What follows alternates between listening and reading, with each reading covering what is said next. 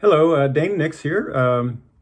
Inky fingers, working on Japanese fountain pens, and today I want to demonstrate how to take apart, disassemble and reassemble and clean Japanese pocket fountain pens, like this one right here, this Pilot Elite. I'll also talk about how to take apart Pilot MYU, which is the same, and then also a couple of platinum pens. And we'll talk about some of the differences between the Pilot and the Platinum. So I'll get right started with this. Now, I have actually taken these apart before and cleaned them, and they're ready to go. One of the first things that I always do with fountain pens before I try to work on them is I soak them. Usually it will take a day or maybe even 2 days in my ultrasonic cleaner, and I run the ultrasonic cleaner a number of times during that time. And then when I do, I take them out of the water, then they usually come apart. If they resist in any way, I try to be as patient as possible and allow it to soak even more. I've discovered over the years that impatience will result in a broken pen, and that's not a good thing, especially working with vintage pens that sometimes are fairly valuable and and of course have historic value as well. So anyway, why would you want to take apart one of these pens is a good question. So you may, in fact, one of the reasons I take them apart is that I like to clean them, and I clean them well. And I've discovered that if I just try to, clean them under the faucet, run water through them, it takes forever to clean the feed and get the old ink out of it. So I've discovered that it's just easier to take them apart and clean the feed with my brush and a little bit of soap and water, and put them back together, and then they work just fine. And also occasionally you'll run into a couple of little problems. Sometimes the little nipples on the cartridges will break off inside, and that can cause problems. Or I had one just the other day that I noticed that there was actually a crack in the plastic housing holding the nib. And of course, that's not going to work. It's going to leak and cause problems. And if you can find a donor pen, let's say that you like that nib that was on that pen, you can find a donor pen, then you can actually replace the parts, because the parts are fairly well interchangeable among a lot of these pens. And you can find parts pens or cheap, inexpensive pens on the internet, on eBay, for $5, $10, $15. Really inexpensive. Now, these pens are really nice. They work very well, and this is, as I mentioned earlier, a pocket pen. And the nice thing about this is it's got this little short barrel, and it fits nicely in a pocket or a purse. And when you post the cap, it becomes a full-length pen and fits nicely in the hand, and you can write with it and everything. Now, Pilot has actually brought these back. They've begun, selling these again, new models in 2022, I think. And I checked out the Fountain Pen Hospital website the other day, and they're selling retail for $170, and Fountain Pen Hospital has them for a little bit cheaper. And they're a great pen. They have a gold nib, and they write well. Most of your Japanese fountain pens are going to have either an EF or a F nib. They do make them in other nibs with mediums or even music nibs. And, they're a good pen. So anyway, taking this apart, as I mentioned, I've soaked it. Take the cap off, of course. Go ahead and take off the barrel. And the first thing you want to do is unscrew this metal connector. A lot of times they're just finger tight, or they may even be tighter. And if it resists, my approach is to soak it, maybe a little bit of heat. And the other thing I like to do, is what I'll use is a piece of rubber hose and a pair of pliers, and loosen it. Now, you have to be very careful, because you can actually ruin that little metal piece if you give it too much pressure. So I've got a lot of experience with this. I've done it many times. So you have to be very careful not to ruin your pen. The next thing in terms of taking your pen apart is, at least for the Pilots, you need a tool. Now, these tools are not easy to find. I, in fact, had to make my own with my Dremel tool.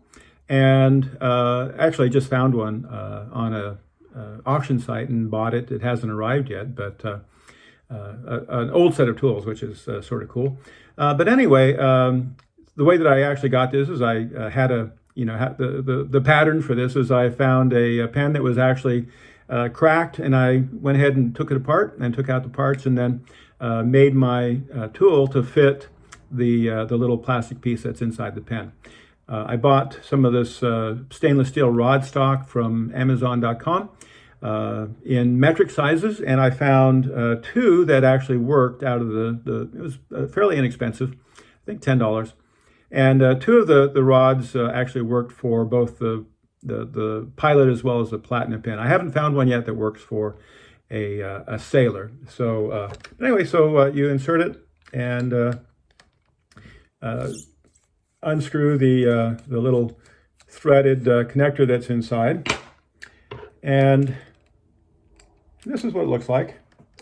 And this is actually the little piece that the cartridge or converter actually fits on inside the pen. And fairly simple. What I've seen occasionally is that these get broken. This will break off. And of course, if that's broken, then you won't be able to insert your connector or your cartridge. And again, you can find a donor pen that will actually provide your a new part. And then I reach in and, and pull the feed out like that, like so.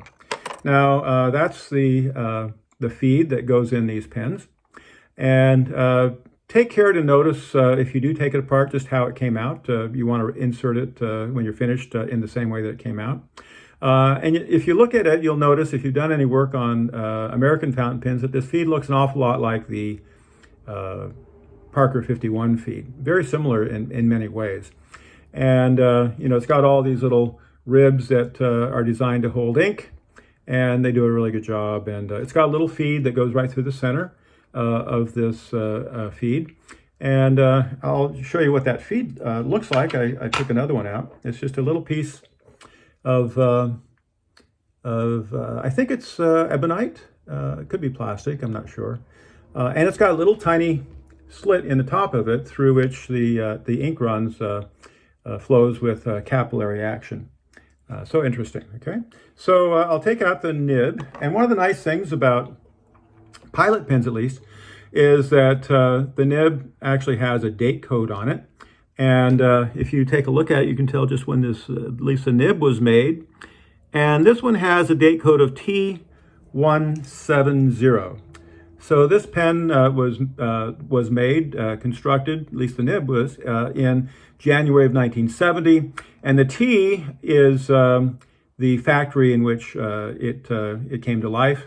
And the two that I've seen so far are T and H. And I'm not sure where those are. Maybe it's Tokyo and could be Hokkaido. I don't know. People who are experts in this can probably tell you, more expert than myself. And I'll actually ask around, and I'll post that on the YouTube site. All right, so then putting it back together is exactly the same in the way that we took it apart. Now I seat the nib, and notice it's got a little half moon, crescent moon shape there, and I get that fairly close to the end of the section there, and I make sure that the nib is actually going over the end of the pen.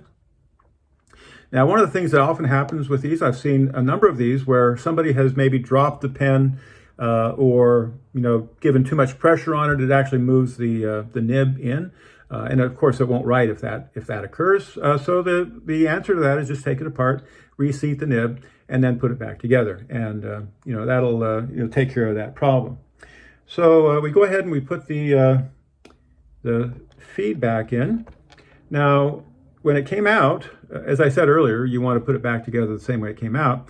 With these, there's a notch cut out in the top of the feed, and that goes facing up. And it's interesting because that's exactly the same as on a Parker 51 feed. I was just working on a Parker 51 the other day, and noticed that when I took the feed out that there's a notch in the top of the feed, almost identical to this one. and just make sure that it's going in the same way that it came out. Now, you want to hold on to your nib as it's going in because, of course, it could get pushed out a little bit in the process. So you push it in and tighten it down. I tighten it just finger tight. I don't want to over tighten. You could crack that plastic section. And hey, it looks good. Take a look at it. If for some reason the nib has slipped or something, you can of course just redo the process. We take the metal connector and place it back together. Now there's a little finishing piece. It's plastic, and notice it's got an edge to it. Make sure that that edge is facing away from the nib. There you go.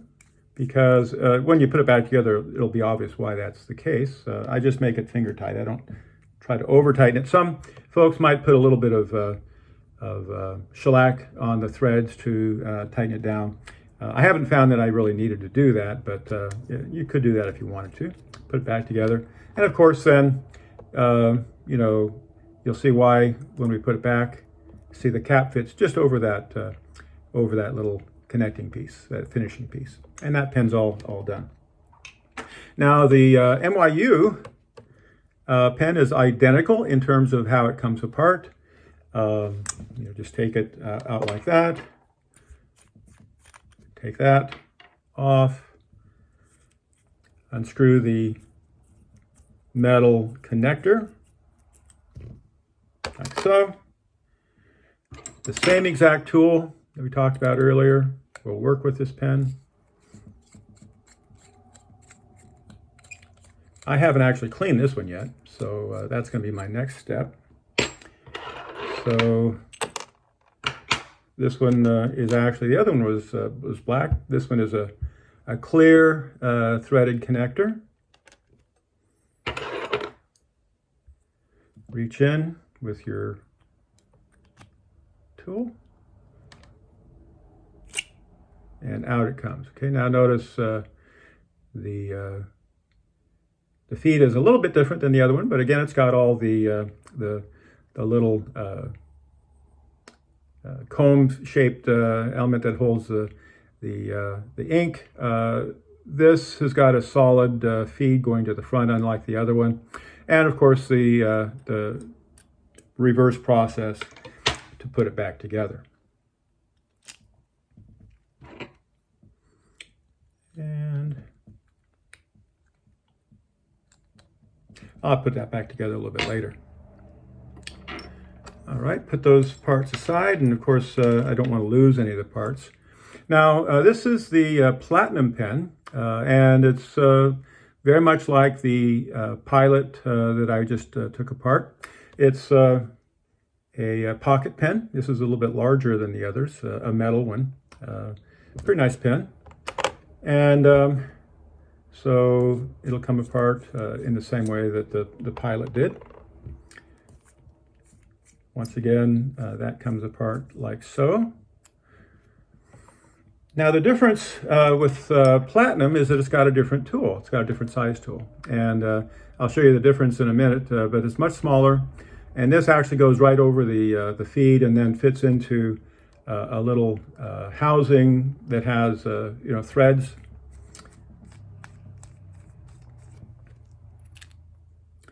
And the difference between the two is with the platinum, here's a threaded connector. With the platinum, the tool fits inside the connector, whereas with the Pilot, it fits on the outside of the connector. So it's actually a larger connector, if you will. Okay. And then in the same way that I reached in with my tool and pulled out the feed, like so, it comes out. It's a little bit different. Platinum generally have a smaller nib, less gold, I guess, maybe a little bit cheaper to produce. But it has a similar feed, and it's got a similar little feed that actually goes through that. Now, the shape of the platinum is different. Notice It's got a little cutout there at the top. You want to make sure when you put it back together that that's facing up. I've already cleaned this one, so put it back together. Make sure that the nib is correct. Good. Insert the tool. Finger tight. Insert the metal connector piece.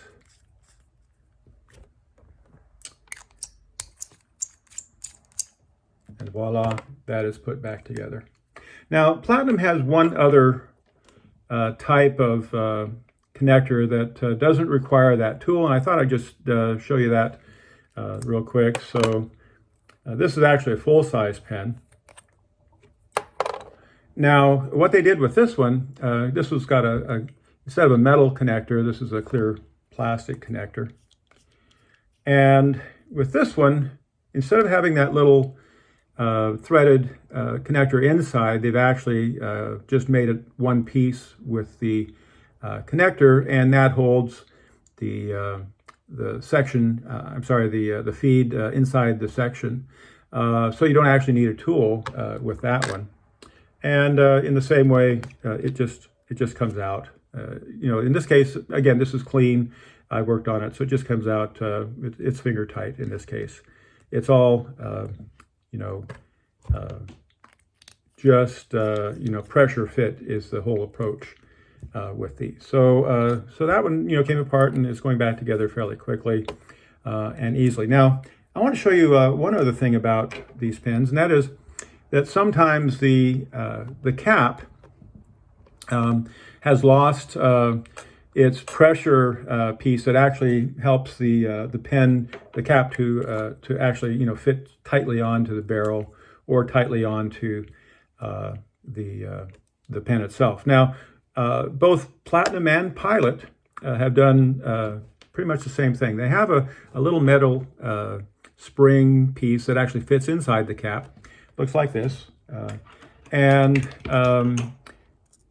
if you've done any work on Parker 51s, they have a similar looking metal piece that fits inside the cap.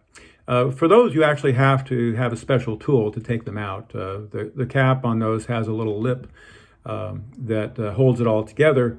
And some folks have made special tools to actually remove those so that you can disassemble the cap. Now, this one I believe is a Pilot, and I had somebody was talking to me about a MYU not too long ago, and for some reason the cap did not post all the way to the finishing ring like this one does, and I didn't know what was going on with that at the time, but what it was that this little piece had slipped inside through use and wasn't allowing the cap to post all the way to the finishing ring. Now, all that you have to do with that is just take a screwdriver and reach in, and you can actually push it up towards the blind cap. They have a blind cap inside, and that will actually change the point at which the pen posts. Now, so that's a Pilot piece. And this is from a Platinum, so you can tell a little bit different, but they work on the same principle, the same approach to life, if you will. And then this was maybe a smaller one. Now, some folks have come to me and said, hey, they needed some parts. Somehow, I've actually gotten a couple pens where that piece is missing. And you can find a donor pen in your parts bin or someplace. And it's fairly easy to just take it out, bring it out, use your screwdriver, prise it out. They come out fairly easily. Maybe a little soaking will help. And then, just place it inside the other pen. And that will actually, fix that problem if you're facing that. So that's pretty much, disassembly and assembly of these pens. Now, as I mentioned, Pilot is actually bringing these back. They're nice pens. You can find them on the auction sites for fairly inexpensive money. Sometimes you'll get a group of them. I've got way too many myself. I don't collect these. I generally, oftentimes you look in groups of pens, and I'm looking for particular pens that I like to add to my collection. And oftentimes I'll find one that's in a group of pens, 10 or 15 or even 20 pens. And so I'll, bid and win, hopefully win that group of pens, and then have, 15 or 20 additional pens. And I just have a predilection. I don't like to leave pens unrepaired or uncleaned. And so, I will actually spend time, sometimes an entire weekend, cleaning these old pens. I'll just show you, a group that I've got working right now that I use an ultrasonic cleaner, and it works really well. And I've got about 20 pens that I'm working with, and you can see right here what that looks like. And a couple of pens are in the ultrasonic cleaner right now. So, and some of those are, that's what's next on my to-do list, if you will, in terms of repairing pens. Now, so that's taking apart these pocket pens. They're a lot of fun, and a lot of folks like them. I think in my next video, I'm going to talk about how to restore pens that have this